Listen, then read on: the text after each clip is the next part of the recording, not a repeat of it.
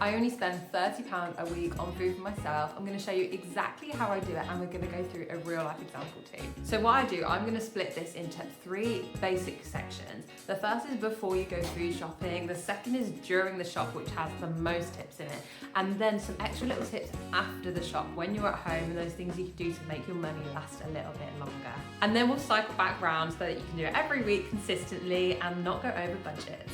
One of my best tips, and I use this consistently, it keeps me productive in a really good routine, is to create the routine yourself by blocking it in your calendar. So every Friday, luckily I'm self-employed, so I can sort of go shopping whenever I sort of can. I can go during the day. So what I personally do, I block out 2 hours or like an hour and a half, and I go on a Friday morning after I've had breakfast and do my shop every week. So I know when I need to have my meal plan ready by, when I have to have my shopping list written by, and I go every single week, and it sticks me to a really good routine. The next step is to lower the cost of your main ingredients. So for example, like every week I tend to choose maybe three main ingredients. So it might be a meat or a fish. So it might be chicken for dinners, it might be tuna for like tuna sandwiches at lunch, and then it might be 2 vegetables, like big hearty vegetables like a butternut squash, and then maybe lots of great courgettes. So they're your 4 main ingredients. So if you're someone that needs to budget, try and limit 2 out of the 4 to meat and fish. If you're vegetarian, obviously it doesn't matter, but if you're someone that eats meat and fish, don't have them for every single meal, because that's what is definitely gonna rack up the pounds. So reducing the amount of meat and fish you have, so it's not every single day or for every single meal, that can really help to lower your budget. Okay, this is the example of the real life Tesco shop that I'm gonna be doing on my phone throughout this whole video, and we're just starting with a few ingredients up first, just for the breakfast stuff. I do actually have a few examples that I've written down, so if you want some inspiration for some sort of plant-based vegetarian recipes, I've got some. So we've got caramelised onion pasta I've written down, rosemary tomato orzo, mushroom bolognese, and I've done lots of these recipes on my Instagram. If you haven't seen them already, that's where all my recipes are, and obviously a lot of people follow me because of that, so go and check them out if you haven't. And then, like I said, tuna, that's a very low-cost fish. Crapperhead tuna muffins, a vegetarian roast couscous salad, all of these things are some really good ideas, so there's a bit of inspiration if you need a bit. Then something I really advise is always have a meal plan and then write a shopping list. So let me just show you the one that I've just done now. So this is my weekly meal plan for this week. I haven't completely finished it yet. If you want one of these free customizable sheets, they're on my website. I'll put the link in the description. But I've started filling it out. So I started to put in every day, I just have the same breakfast, and then weekly I change it. So it's just easy for me to manage every single day of the week. So this week, granola, yogurt bowls. Then lunch, I've got a courgette soup and a crusty bread. And then I've got a roast veg feta couscous. And then for dinners, I've got a honey lemon chicken and vegetarian tray bake and veggie tray bake. And then I'm gonna do maybe a chili, really hearty chili, a great recipe where you can choose to either do a meat version, or if you want to save a bit of extra money, do a vegetarian version. You could use beans and actual veg, or you could do like a plant-based meat alternative. And then for Friday, I've written down a creamy sausage pasta. So that's a little bit more decadent, a little bit more expensive, but still very low cost. Okay, so I'm going to add to the order that I started earlier, but what I should say is that I actually got quite a lot of meat and fish this time compared to normal, so you could definitely do it cheaper, but I will show you the full breakdown later, just to show you how much it really comes to. When you have a shopping list and a meal plan, you know, psychologically, you've got something that's not going to require you to think when you get to the shops. You're going to have it all written down, and honestly, like, it just saves so much time. My boyfriend and I, whenever we go with a shopping list, we know, you know, exactly what aisles we need to go. We each go separate to the aisles that are our favourite things to buy, and it's just super quick. You know, we do the whole thing in half an hour, so yeah, great tip there. Something that people also forget is, as they're doing a meal plan or a shopping list, firstly actually check what you've got in your cupboard and your fridge. It sounds really basic, but honestly, like, the amount of times you forget that you've got a whole wedge of lettuce, or that you've got some courgettes that are going off, or that wrinkly red pepper, you know, like, these are ways to avoid food waste and therefore save money, because you're not throwing the food that you've paid for in the bin. And then it's also just gonna like save you money long term, and sort of clean out your fridge as well. And then what I'd also say is, quite often, like, we have half a bag of spinach that we just don't know what to use it for. It's left over in the fridge, and then it goes horrible and mouldy and stinking. We have to throw it away. So when you're planning out your meals, try and spread the vegetables that you're going to buy across multiple meals. For example, if you're buying a bag of spinach for lunch, if you're going to do a tomato and spinach pasta, great. Some of the spinach is going to go into that. And then maybe for dinner, you plan to fry up some nice garlic buttered spinach to go with your shepherd's pie or whatever it is. So try and like split the veg you're going to buy across the meal, so you don't have to just buy loads of different veg for all the different recipes you're going to do. And I sort of mentioned this other tip earlier, but please don't go shopping when you're hungry. Try and plan it after you've had something to eat, or at least not right before dinner when you're like, oh my gosh, I need to eat, I'm so hungry, we haven't made dinner, and then you go, you spend money on lots of snacks because you're hungry, you eat food in the car on the way back. So try and plan your shopping in just like the best time of day when you're going to feel composed, not hungry, and therefore you're not going to buy unnecessarily. Right, that is before the food shop done. Now we're going to move on to during the food shop when you're out shopping, which for some people is the fun bit, for some people is the dreaded bit, which they can't stand doing. So anyway, we're going to make it a bit simpler. Main thing, when you walk in, do not look at all those deals that are right in front of you, the special offers. Just go straight through them and go to the bread section or that veg section, which is first. Just forget all the deals at the front. They want your money, and this video is about saving money. Secondly, supermarket branded items are your friend. Typically these are at the bottom shelves. So what supermarkets will tend to do is put the more expensive brands or the sort of very well-known brands that people recognise, they'll put it at your eye level to make you sort of reach for them, make it easy for you to see. So if you just drop down, look at the lower shelves, that's where your supermarket branded items will be. I use supermarket branded items so much in loads of my recipes, so don't judge them. They're great, they're delicious. Sometimes obviously branded items can be better in different ways, but for your bog standard cooking, and you know, I'm a home cook for a living, I love my food, I think I make good food.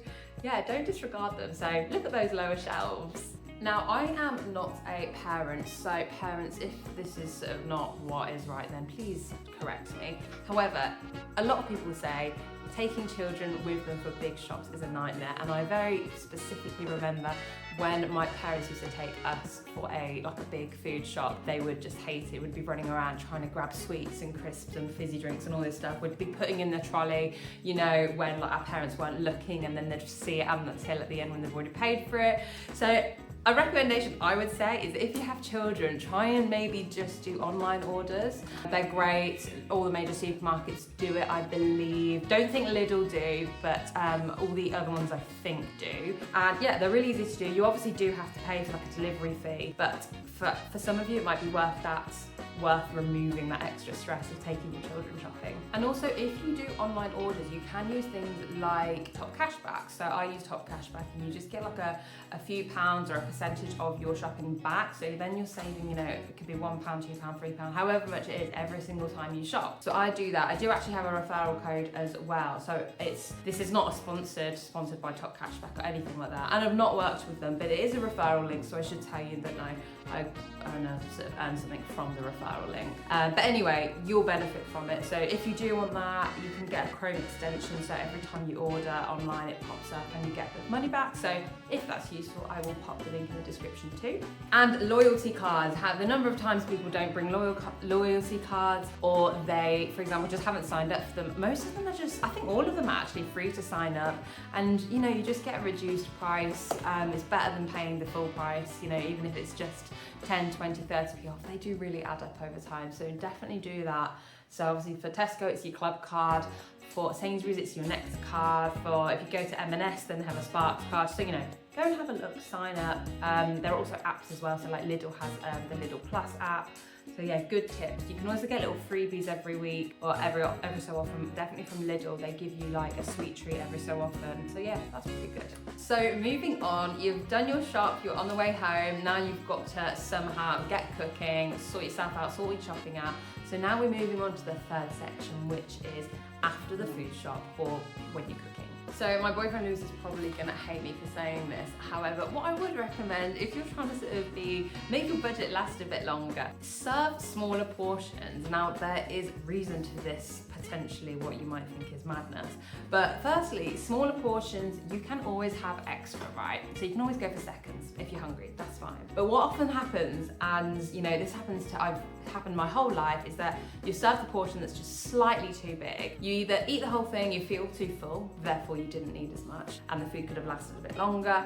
Or you have as much as you can, maybe 80% of it, and then 20% is just the scraps, so you put those in the bin. Now, I know a lot of people do that, and it's completely understandable, you know, it's a scrap that maybe you feel like you've touched, so it's not worth sort of, you know, hygienically, it's not very hygienic, so you don't want to put it back into the pan. So just serve that smaller portion. Scraps can, well, they're not scraps, it's just what you cooked stays in the pan, and you might have one extra portion, meaning, you know, if you are hungry later on, then you can always go back to it. So yeah, that's a good one to avoid food waste and therefore avoid losing money.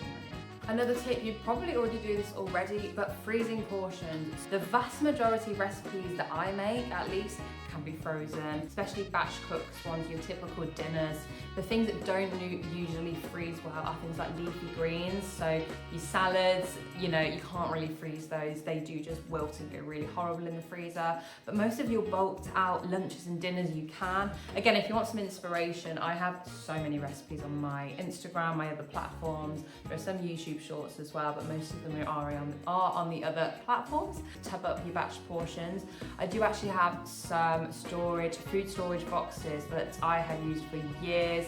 They're really good. They always go missing because people borrow them because they're very good. So anyway, I'll put a link in the description, so if you want the ones that I use, then they'll be there. And yeah, freezing them, so please, just to be a bit more sustainable, don't freeze them in freezer bags. I know some put like chili con carne in freezer bags, zip them up and put them flat so they lay flat in your freezer. Let's not use one single use plastic bags. Let's use some reusable ones. Again, if you want reusable bags, I'll put those in the link too. I think they're like silicone and they have a tight zip seal, so they're really good. Again, we've had ours for maybe 5 years now, I think, a pack that we bought. So I'll put the links there, and if they're useful to you, then great. Now, I'm also going to be shouting out to my boyfriend here that loves to typically snack on the meals that I have prepared for our lunches and dinners. So if you want to sort of just avoid spending more money because someone has snacked on the lunches and dinners that you've prepared, buy other snacks. These can be low-cost fruit, low-cost cereal bars, yogurt, granola. You know, there's loads of snacks you can have at really low cost. What often happens in our house, I'll use the chili con carne again as a good example, because it's something you can quite easily sort of heat up. Lewis very much loves to take a portion, which is essentially his dinner portion, have it as a snack, and then there's barely enough for us to have dinner together. So then we have to quickly go to the shops, buy something else, spend a bit more money, and sort of try and top up what dinner that we've already kind of created, but it's half gone because he's eaten some. So yeah, don't snack on your dinners, on your lunches, just actually get some dedicated snacks. Have a fruit bowl, we have a dedicated fruit bowl, and you know, there's a reason for it. You see a fruit bowl, you've got a snack there that's nice and healthy, low cost, and it's gonna keep you going until you're actually gonna eat that dinner portion. And I forgot to mention something that I recommend for a lot of students is bulk buying your dry ingredients. If you look at for example, like the price per 100 grams or the price per unit, just an example, for example, a big bag of supermarket branded rice, say 500 grams or a kilo of it, that is going to be less of a cost per 100 grams than, for example, a branded boil in the bag rice bag. You know, you can get so much more out of your money, and they store in sort of, you know, dark, dry conditions. It's so great to shove it into a cupboard, or if you lack storage space, shoving it under your bed or just somewhere away. Make sure it's obviously wrapped up so the smell of the food can't get out and you're not going to get God knows what little creatures. But yeah, keep it hygienic, keep it clean, keep it in an airtight box if you can, under a bed, in a cupboard, under your stairs. And yeah, bulk buying can, over time, save a lot of money. Okay, so here is the grand total of all the calculations. You can obviously see that the full shop was £34.69, but just to run you through a few bits, the Tesco shop alone was just over £32, but they didn't have courgettes available online, so I just added them separately because I know the cost of them. So that added up to £34.69 in total. And I think that was really, really good considering all the meat and the fish I bought this time. You could definitely make it cheaper and go under £30 if you wanted to by swapping out some of the meat for the veg. But I hope that cleared things up and really showed you that you can do it really affordably. And finally, we are going to circle right back around to the start, which I don't know if you can remember. If you can remember, then well done, you're paying attention. But the first thing I did is blocking out the food shop in my calendar. So what I do, as soon as I've done the food shop, started cooking on that Friday, because I do my food shop on a Friday morning, and then just because of my lifestyle, I start to do some of the cooking on the Friday just to prepare for the week and the weekend ahead. Whilst you're doing that, just make sure you've got it back into your calendar, whether it's a physical diary or a Google Calendar. If you have a Google Calendar, you probably already know you can kind of duplicate the events, so it's the same every single week. Just do that. If it has to change one week, obviously it's fine, but as you're looking at your week ahead, you'll see when your food shop is, you'll know exactly when it is, you'll want to feel prepared for it. You know, hopefully you'll write your shopping list the day before and you feel great because it's all prepared and you're ready to go the next week. So as we've been going along, I've been showing you snapshots of an order that I've been adding together for my meal plan this week. So for the exact ingredients I would buy, this is really true, really authentic to what I would actually buy and where I would buy. So I hope you can see sort of like how I'm saving money, what I'm buying. There's a big focus that I do on fresh fruit and vegetables, just because that's kind of how I like to do my recipes. There's nothing wrong with frozen if you don't have much fridge space, or you don't think that you're going to use up the fruit and veg in the right time, then frozen fruit and veg is a good option for you. I hope you can see that it's like a really budget-friendly shop. Obviously it differs from week to week, and for example, when Lewis and I might have like a date night at home, for example, if we do a steak night, then obviously that budget doesn't count. We add on an extra £20 to get some nice steaks and some really nice produce. But to us, that £20 is better than sort of, if we're trying to save money, that money is better than going out and spending, £100 on dinner and cocktails and stuff. So, for us, that's still really good budgeting.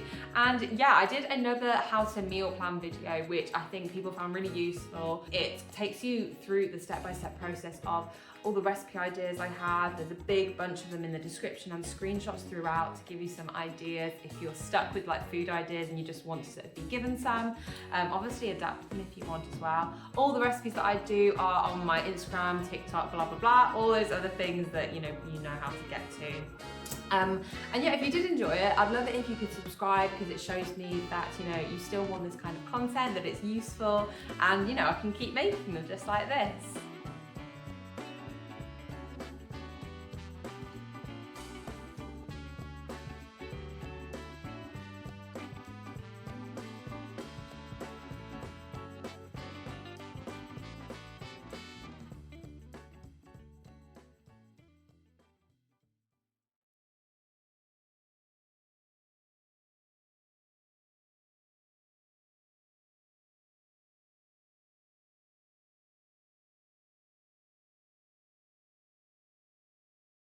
So I hope you enjoyed, and see you next time.